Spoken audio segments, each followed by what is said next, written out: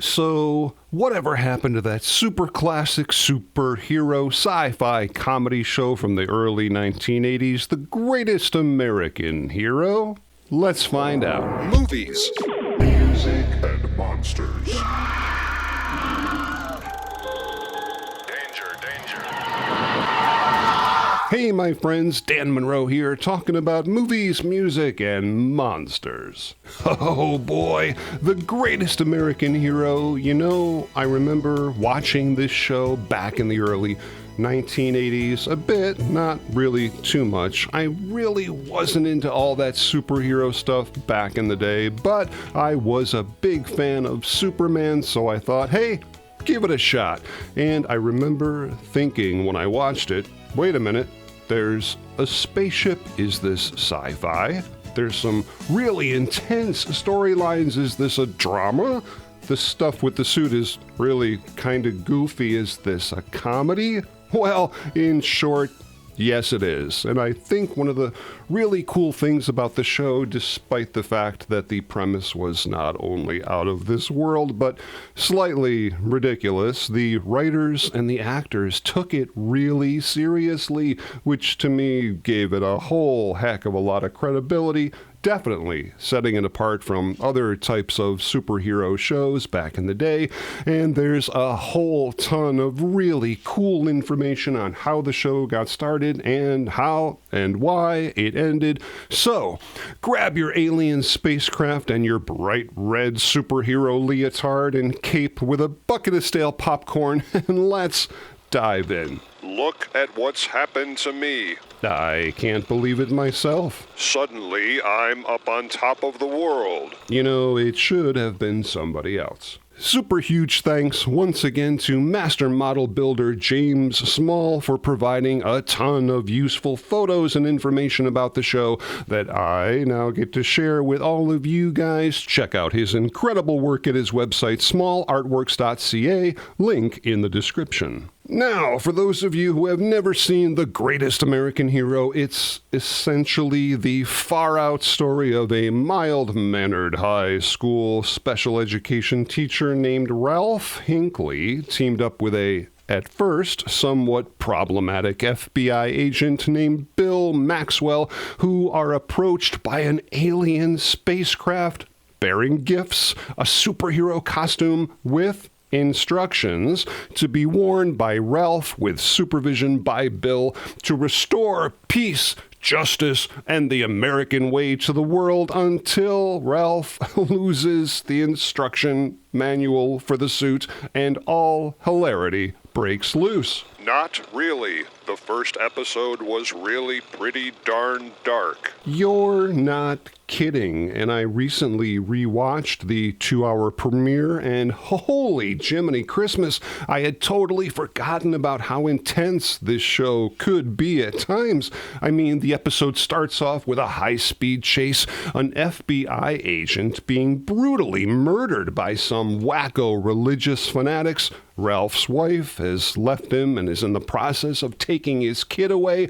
The whole sequence in the desert with the alien spaceship was really bizarre, but extremely well done. I don't know, it was just a whole heck of a lot of fun to watch, I can tell you that. The Greatest American Hero was a replacement mid-series show which premiered in March of 1981 on the ABC network, which ended up having only 3 seasons of 45 episodes from 1981 through 1983. I guess if I really had to describe this show, it would be sort of a weird combination between, I don't know, Superboy and maybe Welcome Back, Kotter, created by Stephen J. Cannell, who created his own company in 1979 called Stephen J. Cannell Productions, the man responsible for tons of other incredible TV shows from the 70s through the 90s, including The Rockford Files, The A-Team, 21 Jump Street, Hunter, and so many more. We could literally be here all day. Now, at the time, science fiction was definitely on the rise with movies like Close Encounters of the Third Kind and, of course, Star Wars. No, not A New Hope, just Star Wars, along with TV shows like Battlestar Galactica and Buck Rogers.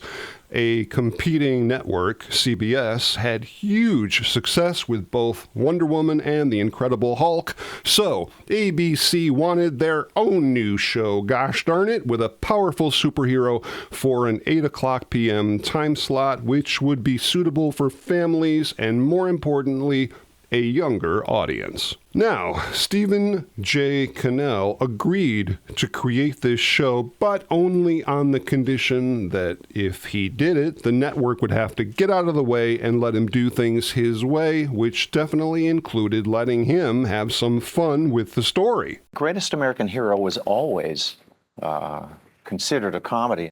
You know, they would sit around the writer's table and they would say, okay, let's think of a really great, funny situation. So they would think of a very funny scenario, and then they would back a plot into that.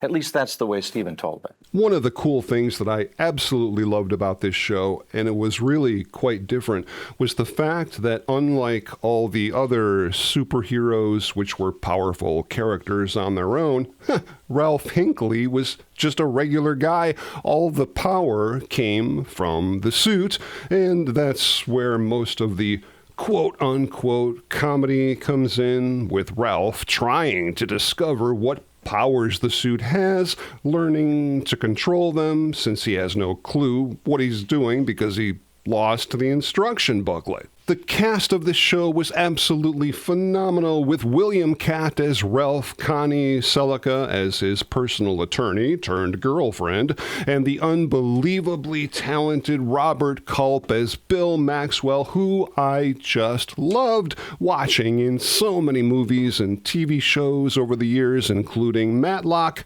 Everybody Loves Raymond, and even 4 episodes of my personal favorite bumbling detective Columbo. Fun fact, Connie Sellecca was rarely seen during the 2nd season of the show. Why? Well, she was pregnant. You know, I'm not really sure which one of these two is actually happening, but either all of these old classic movies and TV shows are getting younger, or we are getting older, which I quite clearly find hard to believe. Nevertheless, it's probably true. And as I get older, I've noticed it's a little more difficult to maintain your health, watching the calories, trying to stay healthy. But one thing that absolutely works for me for well over a year now, and you guys know me, if I talk about it, I use it, and that, my friends, is AG1. And when I say works for me, I mean rather than worrying about whether my body is getting all the vitamins and nutrients that it needs, along with other great stuff like probiotics for gut health and bloating, I simply put 1 scoop of AG1 in the super cool shaker bottle, shake it up, drink it down, and bingo, you're done. Adding a couple of drops of D3 and K2 to my drink gives me a huge boost of vitamin D3 and K2, something we're all lacking as we get older, to be honest. And I know I've said it before, but I absolutely love the almost immediate burst of energy I get after drinking AG1, which literally keeps me boosted pretty much all day. But wait, there's more. Your welcome kit also comes with $76 of free extras, including 5 free travel packs, a shaker bottle, metal canister and scoop, and a bottle of AG Vitamin D3 plus K2. But don't take my word for it. These guys are offering you guys $20 off your first subscription of AG1. Simply use the link in the description, or better yet, scan this QR code right here to subscribe and save $20. Give it a shot. I did for over a year now. I honestly feel better, and you might just feel better too. And now, back to the show.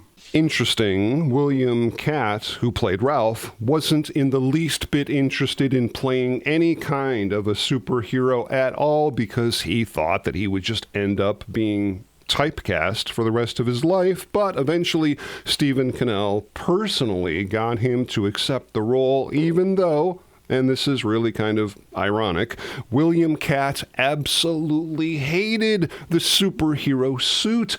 He hated how he looked in it. He thought it looked absolutely ridiculous, which to me really does help the believability of the episodes, because that's exactly what his character, Ralph Hinckley, thought of the suit in the show. I hated it in the show. I hated it in real life. I don't know. I just thought it would look better. It wasn't as cool as everything that you see now. This suit was just, it sagged in all the wrong places. So when I put it on, and in the TV show, in the pilot, when I turn around and I look in the mirror and I look at myself, I'm mortified. And that's Bill Catt looking at himself, the actor Bill Catt, saying, there goes my career. That's what I was feeling at the time. Fun fact, Ralph's last name, Hinckley, was briefly changed to Hanley to avoid any name recognition with John Hinckley Jr., you know, the guy who tried to shoot Reagan back in the day, but was then pretty quickly changed back again to Hinckley. Even though Ralph's superhero suit was an original design for the show, the chest emblem has a bit of an interesting story. The costume designer was not given any specific instructions whatsoever as to how the suit should look, so he reportedly looked around the room, saw a pair of scissors, held them upside down, and modeled the chest logo after that. I find it hard to believe that the Superman people didn't have a big problem with this. Well, as a matter of fact, they did have a problem with it, a big one. There were so many similarities between the Greatest American Hero and Superman that Warner Brothers actually took ABC to court with an enormous lawsuit regarding copyright infringement, but for whatever reason, and I'm not exactly sure of the details, but the lawsuit was eventually simply dismissed. Here's a pretty cool little Greatest American Hero tidbit. Remember the guy in the first show, the homeless guy who stole Ralph's clothes? Recognize him? Well, if you take a really good look, you should. He wasn't credited for the part, but actually it's Fred Gwynne, Herman Munster. One thing I noticed that's really kind of funny, in the first season, Ralph Hinckley had like big poofy hair, but in the second and third seasons, it was cut shorter, unless you happen to be watching him during those silly flying scenes when his hair is suddenly poofy again. Obviously, I assume because they shot all the flying sequences pretty early on and then just tucked them in the shows later as they needed them. You know, one thing I always appreciated about the characters in the show was that Ralph and Bill were really terrible partners. I mean, Ralph is the reluctant hero who simply wants to help the kids in high school, while Bill is trying to reclaim the glory of his past by doing everything his way, by the book. But in the end, I think their differences not only make them perfect partners, but also super fun to watch. One thing I totally loved about this show, which I didn't know at the time and had completely forgotten about ever since, was the fact that one of my favorite actors was in the show, Michael Pare. I was totally freaked out when I was rewatching the first episode. I was like, wait a minute, that's freaking Eddie Wilson from Eddie and the Cruisers. What the heck is going on here? Greatest American Hero was the first job I got as an actor. I got lucky and I went in on a cattle call in New York for ABC's talent development program, and they put me on Greatest American Hero. It was a wonderful thing, man. Here I was in a big Hollywood television show, and I was ready to go back to the kitchen just before I got that audition. And then when this show ended, he immediately went on to Eddie and the Cruisers. Definitely going to be doing an episode on that one in the near future, so stay tuned. Eddie Wilson lives. Yeah, I really liked the sequel as well. Anyway, as is common with Hollywood productions, when the studio executives decide to get involved, word came down from on high that they wanted the tone of the show shifted to an even younger audience. But let's not kid ourselves. It had nothing to do whatsoever with the older audiences enjoying the show, but it had everything to do with, of course, money. They wanted the show redirected to a very young audience so they could sell toys and action figures, which eventually they did. Well, sort of, not really, but hold on, we'll get to that. And even worse, how many times have I said it? The fricking network executives start screwing around with the scheduling of the show, which always seems to be the eventual demise. God, why can't they just leave these shows alone? Anyway, originally, The Greatest American Hero was scheduled for Wednesday nights at 8 o'clock, but was then moved to the TV show killer death slot Friday nights to be paired with another Stephen J. Cannell show called The Quest, which only lasted, I think, 4 episodes. So, you guessed it, obviously the ratings went even lower and The Greatest American Hero was canceled without even getting to finish its final 4 episodes. God, studio executives. The music for the show was pretty standard to just about everything you would have heard in the early 1980s, created by Mike Post, who also did the incredibly memorable music for shows like The A-Team, Law and Order, Hill Street Blues, and even Quantum Leap, but it was the main theme song that stuck in just about everybody's head at the time, and honestly to me, still does to this day,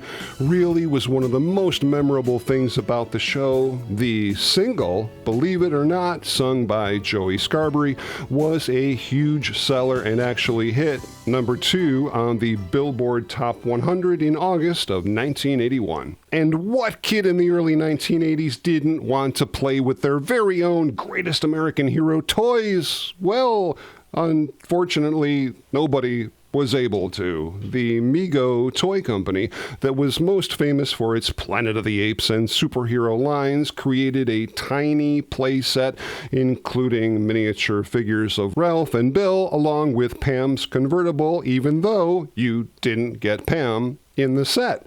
I'm not really sure why. I mean, her car is there, and that was literally it. Mego did create some prototypes for an 8-inch line of figures, including Ralph, Bill, and Pam, but due to the fact that the Mego toy company was, let's just say, having some issues at the time, these figures were unfortunately never created. However, that being said, in the early 2000s, FX Show produced a very limited run of 8-inch Ralph Hinckley dolls. Pretty hard to find these days, but if you look, you might just be able to find one. Couldn't do a video without talking about this incredible book by Patrick Jankowitz and a foreword by William Catt himself. It's available on Amazon. Check it out. Link in the description. Okay, but what about all the super cool costumes, props, and sets from the show? Well, believe it or not, I'm walking on air. there wasn't much at the time, and there really isn't much now. I mean, if you think about it, other than Ralph's suit, the alien suitcase that the suit came in, along with the instruction book, and maybe the models of the ships that we saw in the first episode, well, that's really all there was. And surprisingly, incredibly, a couple of Ralph's screen-used superhero costumes do still exist. One of the suits, complete with the shirt, pants, and cape, sold back in 2003 at a heritage auction for over $2,400. A complete second suit, again screen-used, also sold in a heritage auction in 2019 for almost $5,000, and this is really kind of cool. Here's a miniature model of a van, complete with a miniature Ralph attached to the side that was used for special effects shots in the season 2 episode Dreams, which sold at a prop store auction in 2023 for just under £4,000. Okay, but what about all the reboots, remakes, and God help us, reimaginings? Well, there was one, sort of, or at least an attempt to do one in the mid-1980s, a pilot episode was shot called The Greatest American Heroine, again with Robert Culp and William Katt, along with Mary Ellen Stewart playing Holly Hathaway. The basic storyline being that everybody now knows exactly who the greatest American hero is. He's kind of a worldwide celebrity now, so they needed to find somebody unknown to put on the suit and continue fighting crime. But ultimately, the network said, sorry, we're not interested, and that was pretty much the end of that. But wait, there's more. Disney, oh joy, oh bliss, in the early 2000s was considering a reboot or reimagining, but luckily, absolutely nothing became of that whatsoever. This is really kind of cool. In 2008, William Katt himself wanted to bring back the series, sort of, as a 3-issue comic book series that William Katt personally wrote the stories for. But wait, there's more. There always is. In 2014, Fox wanted to reboot the show and even ordered a pilot episode to be produced by Phil Lord and Christopher Miller, but again, nothing happened. And then in 2018, another attempt by ABC starring Hannah Simone. Let's just say it would have been one of those shows made for modern audiences. And luckily, once again, absolutely nothing happened. And like I've said so many times before, I'm glad, for God's sakes, Hollywood, show some freaking imagination and come up with something new. Stop destroying what was great just because you can. The Greatest American Hero was not only an extremely beloved classic television show filled with terrific stories, wonderful characters, and super fun comedic moments, but more than that, even though it didn't last too long, has become part of our very own Hollywood Americana, paving the way for other fun and exciting comedic action heroes over the years, including The Mask, Guardians of the Galaxy, Ant-Man, The Incredibles, Deadpool, Supergirl, the superhero movie Megamind, and so many more. We could be here all day, but that, my friends, is the topic of another video. I really hope you guys enjoyed that deep dive into the greatest American hero, and if you did and you like this kind of stuff, please consider subscribing to the channel. I've got a whole bunch of new videos coming up really soon that I know you guys are just gonna dig. And if you'd like to help support the channel, you can always buy us a coffee. Link in the description. And please feel free to stop back anytime as we together continue the conversation on movies, music, and monsters. Movies, music, and monsters.